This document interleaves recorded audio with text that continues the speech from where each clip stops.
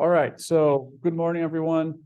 So today we're going to resume working in R and hopefully finish the data wrangling exercise. Again, just a reminder that what we're doing today is not geospatial or is not precision ag exactly, but we're learning and going through some tools that you're going to use throughout the class. And so that's really why I'm putting emphasis here, and it's going to be useful. These skills are going to be useful regardless if you have geospatial data or just regular non-geospatial data. So that's why we're really taking the time to go through this. Okay, so I want to invite you to go to your main class folder like I am right now. As you can see, I do have that zero on data wrangling project or folder at this point that we created some classes ago. You do have the other subfolders in your main course folder here that you should perhaps also have the 2023 SPA. We're not going to use that today necessarily, but just so you get situated better on the folder situation. So if you can go ahead and enter the zero on data wrangling folder, you should see something very similar to what I'm seeing. So your code, data, and output folders that you already created, and also that zero on data wrangling.rproj file, I guess, that is an R Studio project type of file. So if you are seeing this, please go ahead and double click on that icon. So that launches your R Studio and launches it with a focus on this specific project. So again, that is one of the benefits of using R Studio projects. So once that launches, you should, just to make sure you are in the right project, always double check that the project name is saying up there. If you're seeing preview none, you did not do this right, and your folders or your relative paths may not work. Also, if you come here in the lower tab, whatever it is you're seeing, click on that R blue button that takes you to the main folder of this project, and that should take you to that, at least here within our studio, to that same folder view that you just clicked the rproj icon from. So now, if you go in code, you should have the code that we're working on today. If you go on data, you should have the soybeans XLSX file as well. Okay, so if you launched your project and you're not seeing your script, maybe if it looks like this, you would come under code and just launch that code that we're working on. And you can just minimize your console, because as we're using our markdown files, we really don't use the console much. And also something that is going to be important towards the end of this class is you should be seeing your outline here on the side. If you're not, click that button that I'm toggling on and off right there. And not only that, but you should be seeing the headings, right? So the hashtag outside of a chunk is a heading. So this is one hashtag, so it's a heading level 1. I'm seeing the headings on my outline, but I am also seeing the chunk titles. So each chunk has a title that I have already given it. And I am seeing on the side here the chunk titles. If you are not seeing the chunk titles, it will get difficult for you to do the exercise at the end. So let's just show. So this is something we did, I think, in the intro to our class that we did. So we came to tools, global options. Let's see, where was that? There was a few things, no.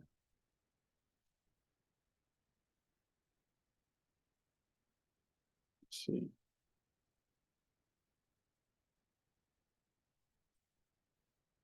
No, I actually forgot where we did it. I know we have maybe our markdown. Yeah, okay. So our markdown tab here. So let me just show again from the beginning. So I'm going to cancel here. So again, if you're not seeing the chunk titles on your outline, you want to come on tools, global options, you come on R markdown, and then show in document. So under the basic tab, show in document outline, you want to see sections and name chunks. If you're not seeing the name chunks, is probably sections only at this point. So make sure you change that to sections and name chunks, and then hit apply. and then okay. All right, so I'm assuming everyone was able to follow to this point. We're just getting things set up to get going. If you were not, if you had an issue, speak up. And if I don't hear anything, I'm just assuming everyone is on the same page. All right, so if you remember, and now if you're seeing the outline, we actually made it through mutate. So we made it through here. I just clicked. You don't have to go there if you don't want to, but I just wanted to show you. So if we're starting fresh today and your environment is empty like mine is, we basically have to rerun everything up until this point so we can continue. So I just came back here to setup. I'm just gonna play the chunks one by one. And when you hit play, if you don't get any errors below it, then you're good to go. You shouldn't get any errors. The only thing as you're hitting play is if you have a view function activated like that, it will pop up that window for you when you run that chunk, but that's fine. You can just close it. So I ran that. The glimpse we really don't have to run because it's not saving to any object. Summary we don't have to run either. We have to run soy K1, so make sure you do that. We also have to run, well, let's run soy K2. I guess we don't really need it because it's not a dependency coming after, but we can run it. And then finally run the soy K3. If everything went right, you should be seeing this printed version of soy K3 right below that mutate chunk. And this is where we stopped last time. So you can also make sure that you have soy K3 on your environment saved. So that's how you know that you are ready to follow along. Okay, so just a quick refresher here. What do we have as soy K3? So what have we done up until this point? So K1 was clean names, right? So we got the headings of the columns standardized, all lowercase, no special characters. And then we transform our treatment column, which was the potassium rate that originally was in pounds per acre. We transformed that to kilograms per hectare and rounded to 0, right? So if we come here in soy K3 all the way to the right, we see that we have a K rate kilograms per hectare, and it's rounded to 0 very nicely there. And just to point out, we still have the K rate potassium per acre or K rate pounds per acre column still in the data set. So we didn't remove it. It's just created a new function or a new column. That's what mutate does for us. Okay, so again, this was a study. It was a randomized complete block design. So if you're working with research, that probably sounds familiar. Where we have plot numbers here. We have potassium rate as a treatment, and then we measure potassium concentration on trifoliates on soybeans in 4 locations. So that was Tifton, Midville, Watkinsville, and Macon in Georgia. So the thing is, and I want to show you next, first the issue and then how we go about it, how to fix it is, let me do a view of this table so we can see the entire thing as a tab. So I can ask you something. Okay, so these are all the columns we have right now. If we're going to run any type of model, so if we want to do an ANOVA or like regression or something like that, and we want to properly run that model and include the repetition or the block number, that means we have to have a column that says block number at somewhere. We don't have that column yet, but if you're familiar with field experimentation and if you've done a little bit of that, can anyone help me here to just think through which of these columns could at least help us to know what block did the plots belong to? If this is just handed to you and you have to figure that out on yourself. Plot number. Plot number. Why is that? Because one like 100 series could be first block, 200 could be second. Yes. Yes, that's really great. So if you've never done like field experimentation, or I mean, it doesn't have to be field, I guess, but normally that's exactly right. We would have the hundreds would be block 1, the 200s block 2, and so on. That's just like a common way of name or numbering your plots. So we can definitely extract the block number based on the plot number, right? So before we get into the programming side of it, what would be the rule? Maybe not you, Emmer, because you maybe already know this, but someone else can help me here. What would be the rule that you would have to apply, just like in plain words, to extract block information from plot information?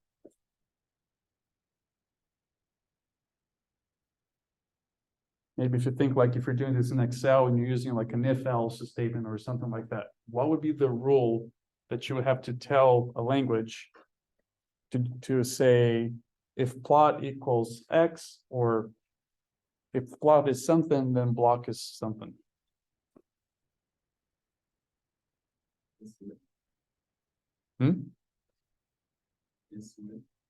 Case when, yeah, we're gonna use that function, but like if you think about it, like what would be the rule if you had to make a condition saying if this equals that, then that equals that other thing? It's like 100, say 109 out. Yes, that's exactly it. So yeah, so I don't know if people online could hear, but like if plot is like between 101 and 5 or something like that, then block equals 1. That's exactly what we were going to do now with programming. So if you come back to the code here, we're going to name this next step as soy K4. And because we're going to create a new column, we're going to use the function mutate. So you can please help me out with the coding on your side as well. So the first thing that we give the function mutate is the incoming data set. So that is soy K_3. I want to add a comma and here return just so we break the code and it's easier to see. And I want to call this column here that we're creating with mutate, I want to call it rep. It's for short for replication, could have been block or anything like that. Now, if you've ever done this type of thing in Excel, for example, or maybe other programming language, one common way of doing this is using if-else conditions, where you say, if this condition is true, then this happens, and if this condition is false, then this happens. So basically give 3 arguments, right? So the condition, what happens if the condition is true, what happens if the condition is false.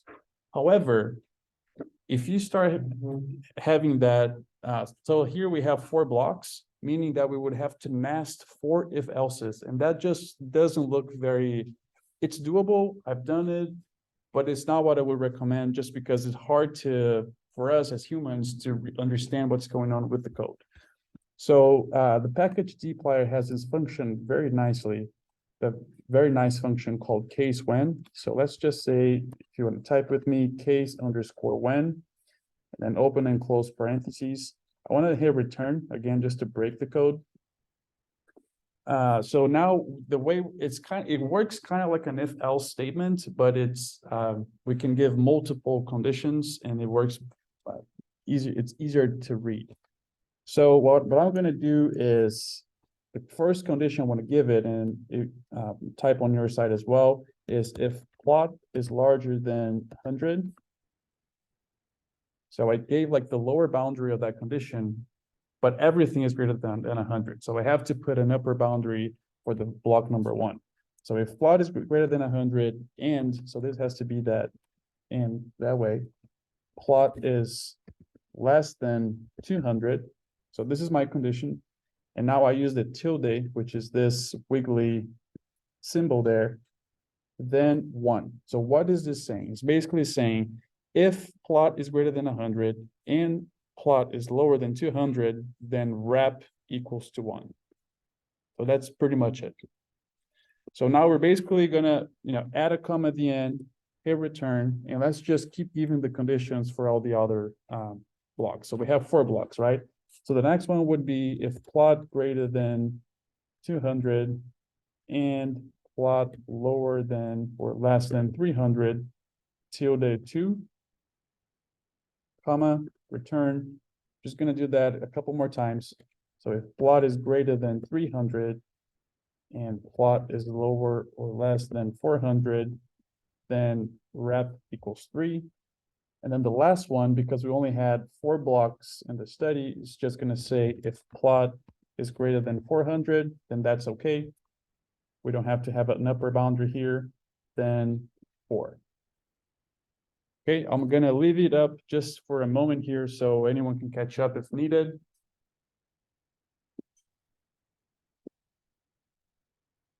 And then I'm gonna run it and print, just so, well, let me actually do a view of this so it opens up on the new window. Okay, so if you see here, so we have plot 1 and 5, 203, 305, 401. So we have rep 1, 2, 3, 4. Perfect, right? Our condition worked out nicely.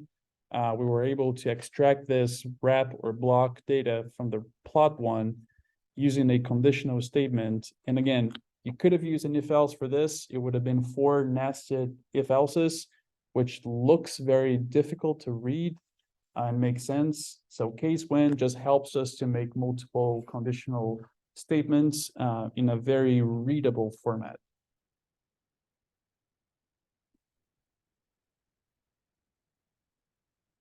All right. So I'm going to continue, assuming everyone was good. Oh, yeah. It's not printing.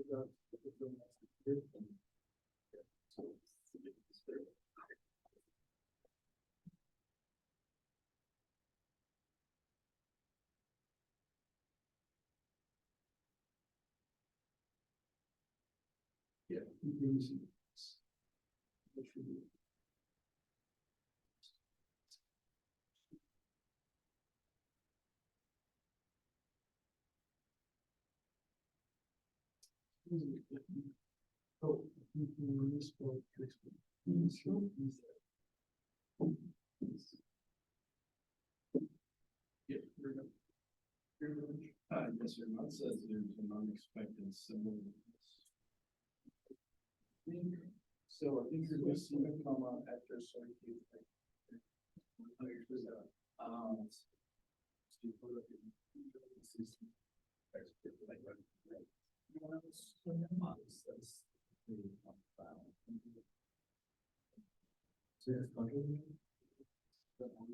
Yeah, no, we are the control.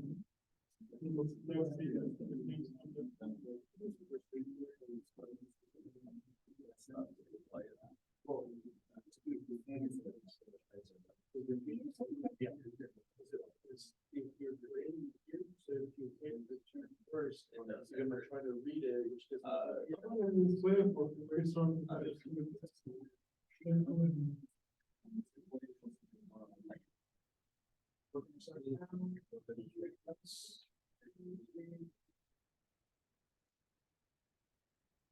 That work for you?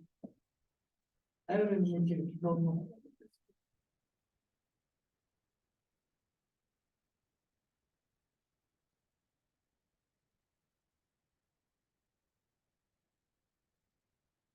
So R is case sensitive, so you have a lot of case down here, I think. Well, so it should be all lowercase, that's what I said, so that's what I meant to say.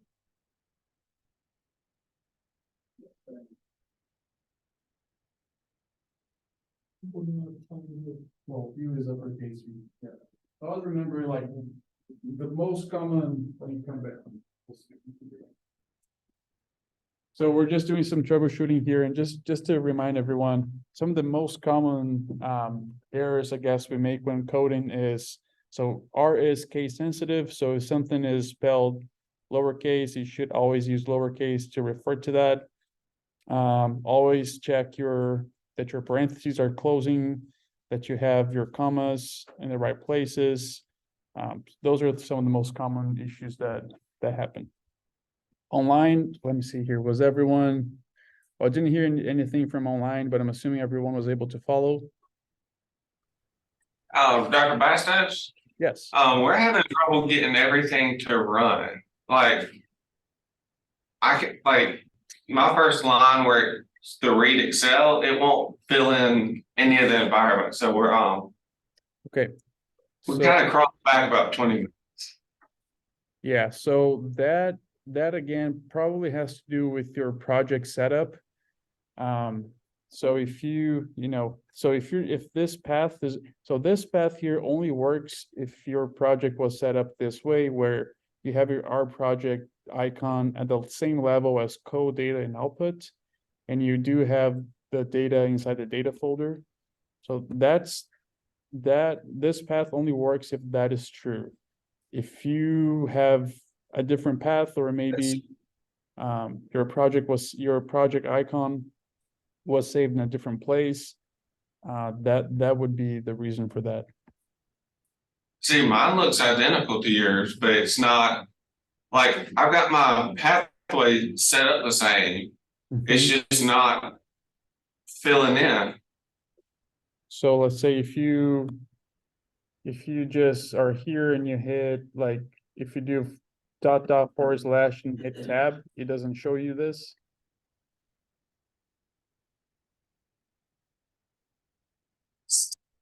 Hang on, there's something new.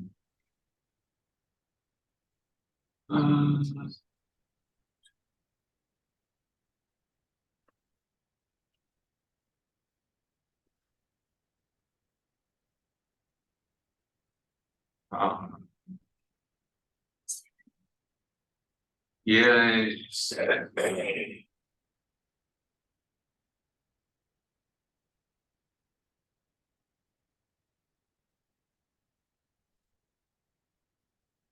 Is that showing you that It's coming down something similar to that, but I don't know right where it's. Okay. Well, I can definitely help you after class, because that, it would be better for me to see your screen, which we're not going to be able to do now. So I can help you after class, and then you can watch the video to catch up. Is that okay? All right, that's fine. All right, sounds great. All right, so let's come back here to the case where we stopped. And now, all right, so let's again take a look at what soy K is now. And maybe I want to ask this from someone in Tifton, but everyone should think along here. So let's say if my objective was to run a model where I wanted to have the location information as part of the model. Every time I want to have something in a model, or maybe in a plot, a graph, a table, I need to have a column with that information, which right here we don't, right? We don't have a column with the location information. So my question to someone in Tifton, but everyone to think through it, is where is the location information on this data set?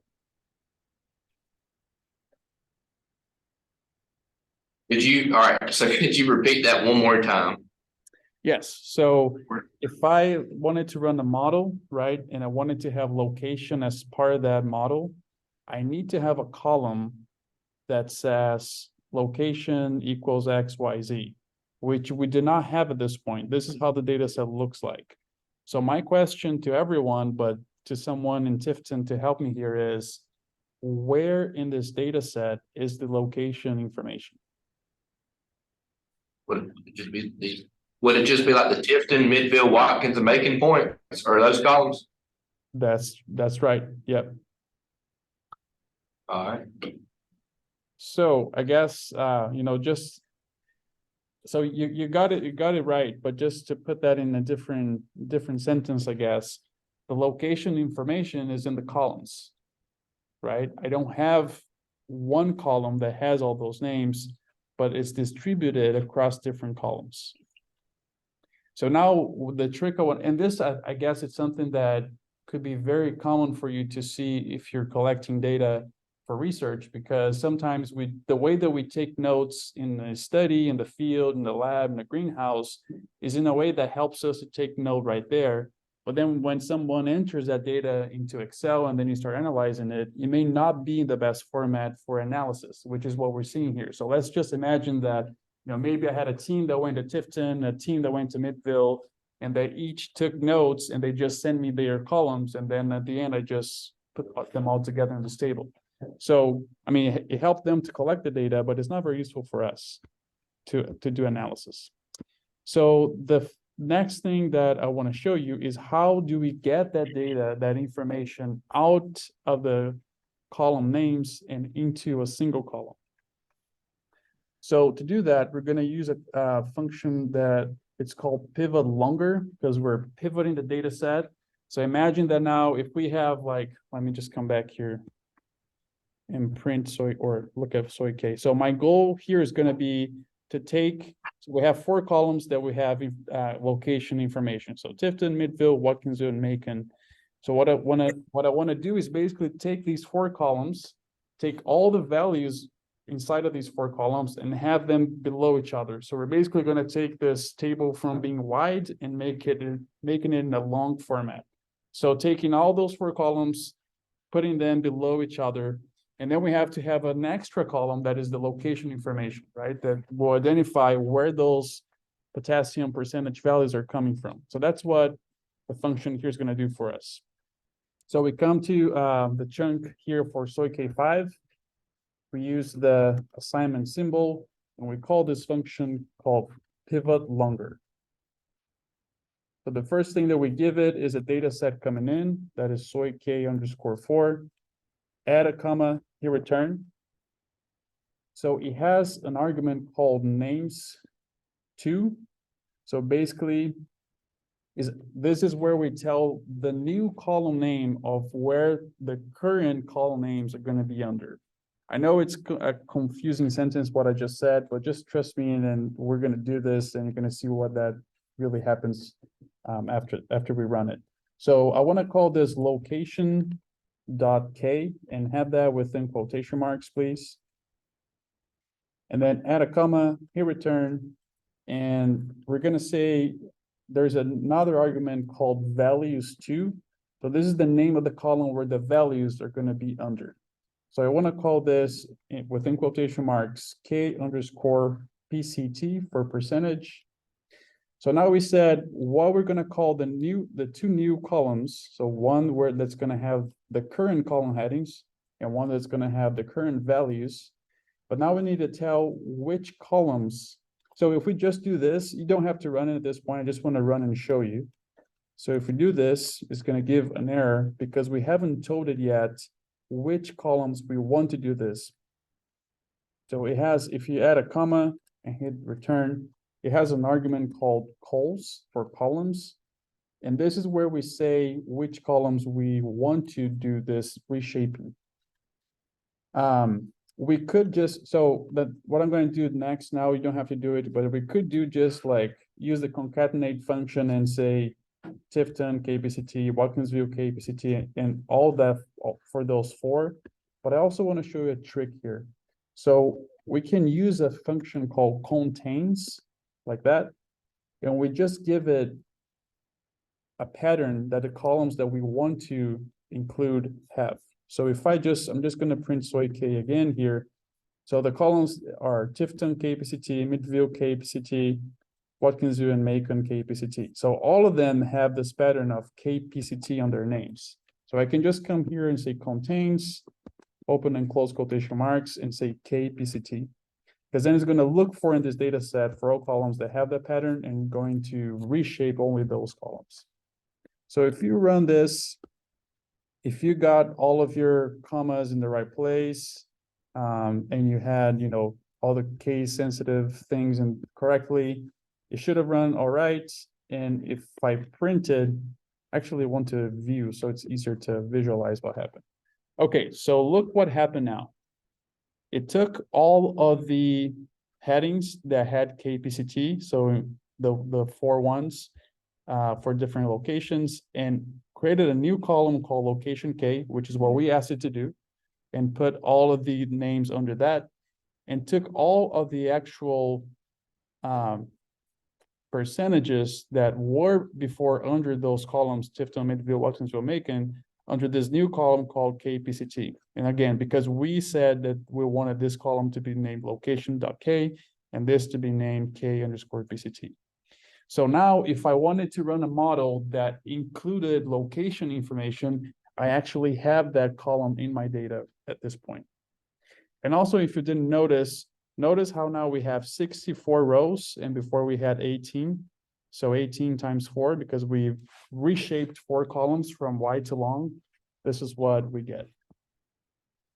This is another very powerful function in R and in the tidyverse to do reshaping of data this way.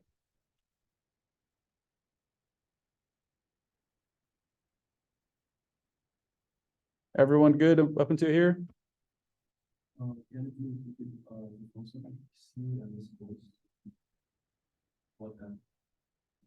So this one. So the calls argument is just telling the function which columns you want to reshape, right? So we could have said like, let me just get here the soy K_4 names. We could have said this, like Tifton and then Midville and so on, and have all 4 here. We could have done that. That would have worked.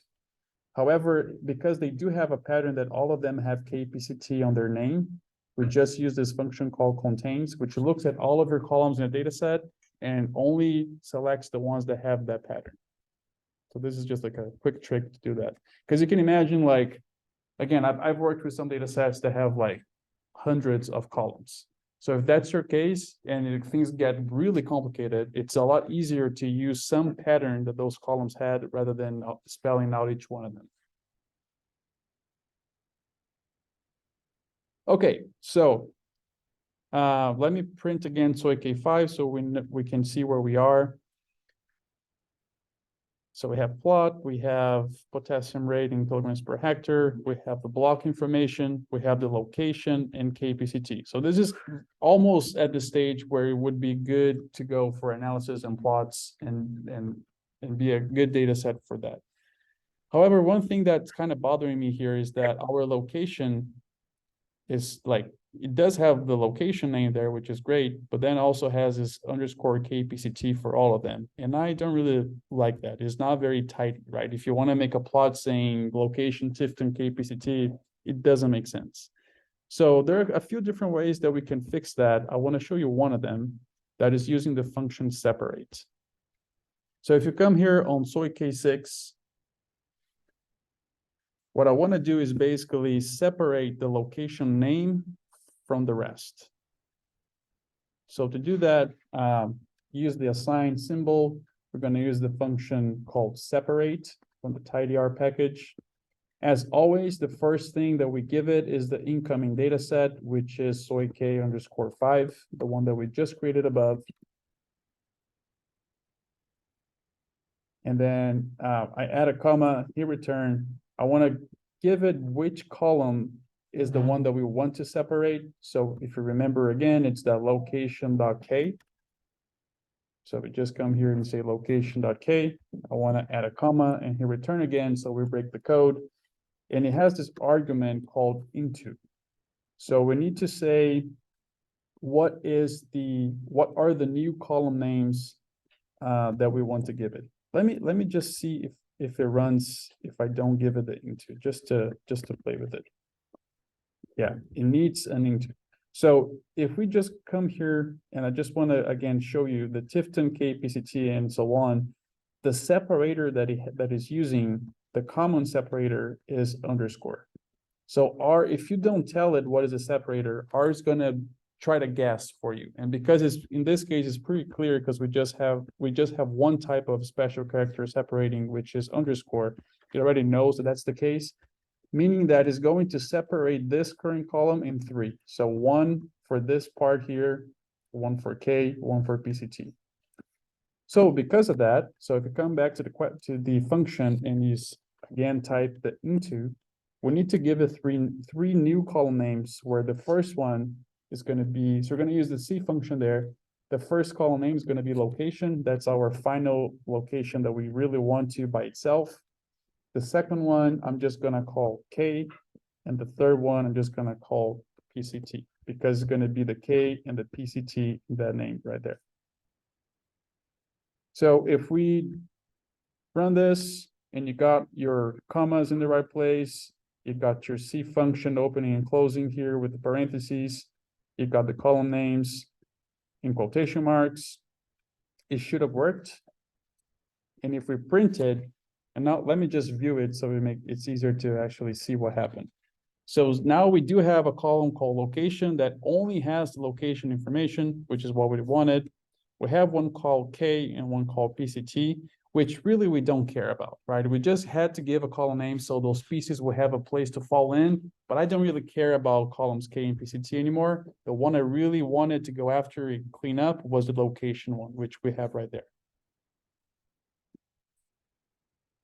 All right, was everyone able to make it through here?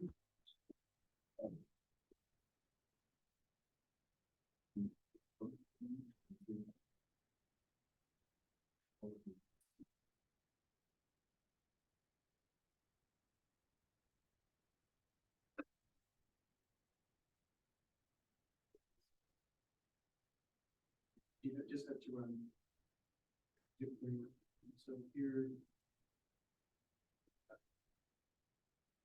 Here, everyone here, Nathan's good?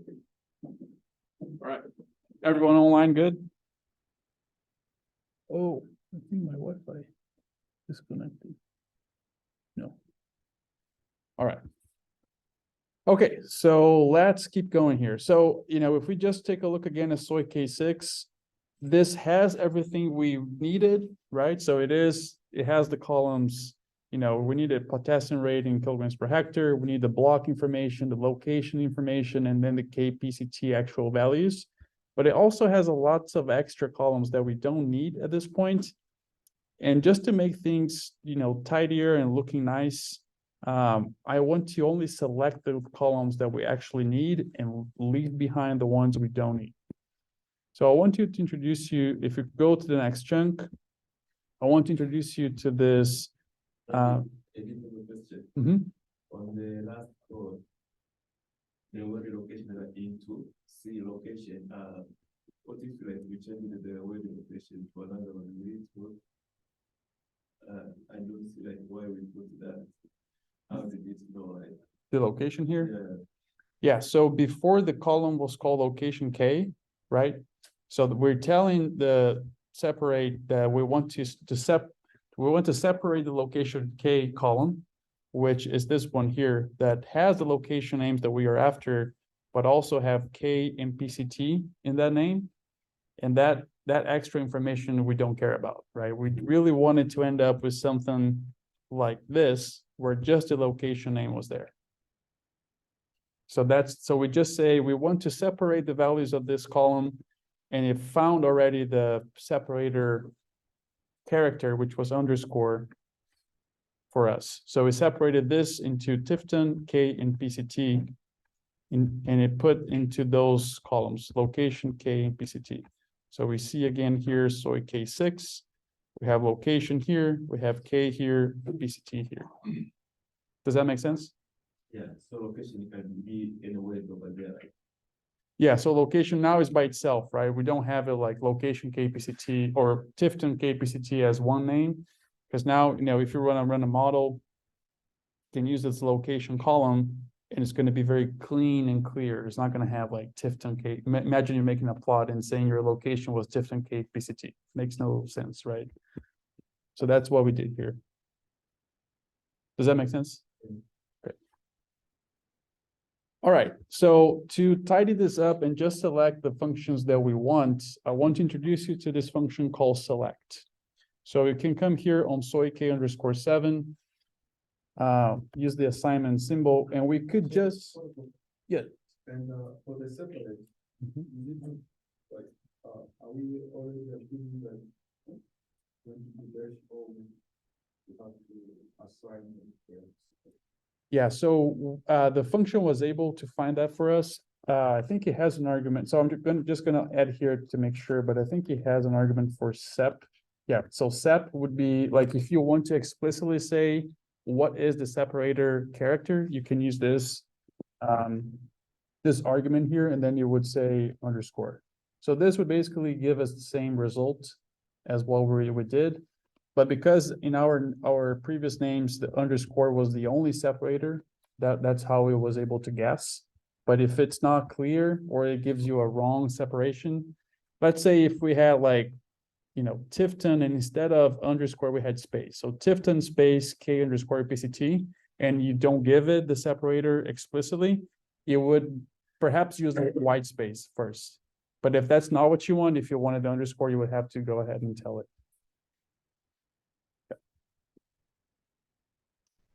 Okay, so let's come here and only select the columns that we want. So we use this function here called select. And we give it, again, always the first argument, or almost always, is the incoming data set, which is soyk underscore 6. I want to add a comma and just hit return, so we break the code again. And I want to just come back again and take a look. So plot, we don't really need anymore. We already got what we needed out of it, which was the wrap. Treatment number, we don't need that. Stage is only one stage, so it's really not very much, it's not a very useful column because it's all the same. If you wanted to keep it just for like metadata reasons, you could, but I'm going to leave it out. Potassium rate in pounds per acre, I want to leave that out as well because we already had the potassium rate in kilograms per hectare. So this is the one that we really want, potassium rate in kilograms per hectare, if we're doing a poster with international units. So let's just put that here. I want to add a comma, come back here and just inspect a little bit more. We do need the wrap, we do need location. So let's put, actually I want to first put location, because that would be like the more macro scale level. So location, and then inside locations we have wraps. So let's say location, comma wrap, comma potassium rate in kilograms per hectare. And lastly, we want the KPCT, right? So that's the potassium concentration as a percentage in the trifoliate soybean or soybean trifoliates, right? So this is how it will look like. So location, wrap, kilograms, or potassium rate in kilograms per hectare, and then potassium concentration. If we run that and you print it,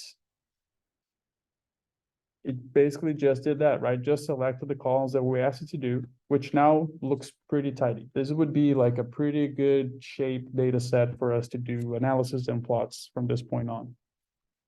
Now, one thing I really, really want to stress is a lot of times, especially when working with geospatial data, which you're going to do next, or not today, but in the next classes, the name select is a very popular name across multiple packages. So if you load different packages that more than one of them have the name select, you could have issues where you think you're trying to use select from dplyr, which is what we want here, but it's actually using select from the raster package, which is not what we want in this case.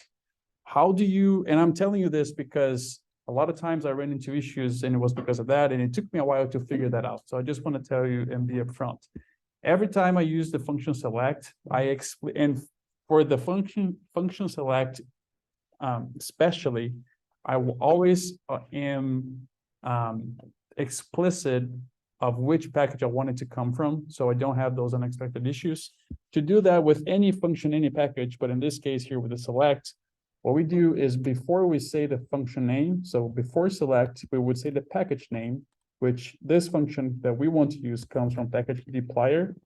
So dplyr : select. So this is basically forcing R to bring function select from package dplyr. Just wanted to bring this up to you as, you know, possibly in the future in this course and other analysis you do, you may run into this issue where you're trying to use select and it says raster doesn't exist. And you're like, what do you mean? I'm not even. Dr. Bastos, Yes. do we need to add that dplyr in or because I've already ran my soy 7, do we need to add dplyr in or no? And then rerun it?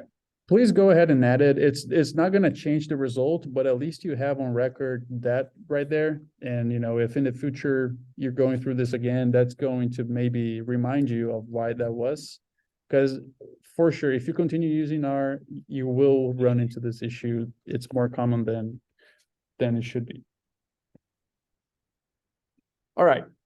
So soy K7 looking pretty good, having everything we wanted in the right, the right places, in the right units, looking sharp. So I just want to show you another thing here that is really not like a data wrangling necessarily as far as like transforming data, but it's just like sorting your data, rearranging your data, which I think is pretty useful. So we're going to use this function called arrange. Let's say, so right now we have like locations all mixed, right? So Tifton, Midville, Watkinsville, Macon in that order. Let's say if I wanted to have all the observations from Tifton come first and then Midville and so on. Yes. Now, our concentration is in kilogram per hectare, or is it still in which unit? So the unit is right there. So it's percentage. So PCT is just short for percentage. Oh. Yeah. So that unit we didn't change, right? What we changed was the unit of the treatments, right? So the treatments were fertilizer rates that originally we had the data in pounds per acre, and we just transformed that to kilograms per hectare. But what we measured, which was the trifoliate concentrations, remaining the same unit, which was percentage. Okay, so if we just want to, I guess, the word outside of here would be sort. If I wanted to sort by a column, we can use this function called arrange. Arrange. And then we can say first the incoming data set, which is soy K_7. 7. And just give it the column that we want to sort by. So I want to sort by location. So I'm just going to say location. And run it. Pretty straightforward, pretty simple. If you just print it now, you're going to realize that our data now is being sorted or arranged by location in an alphabetical order. So everything else makes sense because we have reps 1, 2, 3, 4. And we have the treatments as well, like all the zeros first, 56 as far as potassium rate. So it all makes sense now, all arranged in a very neat way.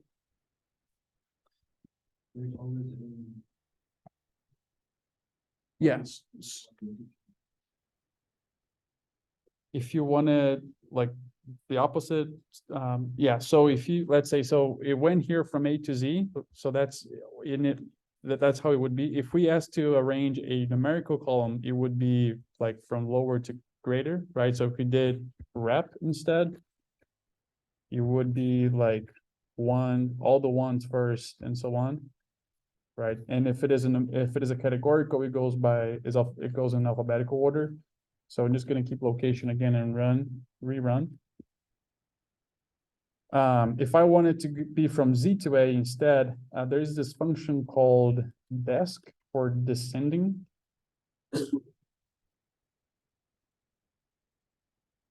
So that would be on the descending order from Z to A. Yeah, and you can do the desc with a numerical column as well. So if you did rep, it would be all the 4s first. Yeah. Okay, so I'm just going to keep location like that. So this is where, so yeah, we're already at 10. So I think I'm going to stop here today. So you don't have, we're only going to have the assignment when we get to the end of this. We still have a few chunks to go through. So we're probably going to finish this on Wednesday. I know that, so Dr. Lorena, she was originally going to teach it today. She wasn't able to. So I believe she's coming Wednesday to teach the first hour of the class, and then the second hour we're going to continue this exercise and most likely finish it and get to the assignment. So yeah, make sure to have your computer and be ready to program. All right, anyone has any questions about today or maybe Wednesday? I know if you had issues with the code today and you were not able to get to the soy K8, please send me an email following the class and like right after here, and I'll send you a Zoom link for us to connect. And if nothing else, thanks, and I'll see you Wednesday. Oh, yes, thank you. Yes, let me, before you all go, if hopefully everyone's still here, let's get attendance on GitHub.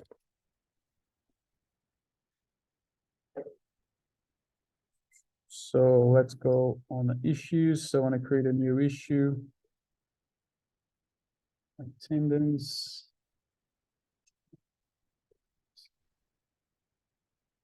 All right, so I just opened a new issue called attendance January 23rd. Please go ahead and respond to that issue to make sure that you were present. And we account for that. All right, so I guess that's all. Thanks, everyone, and see you Wednesday.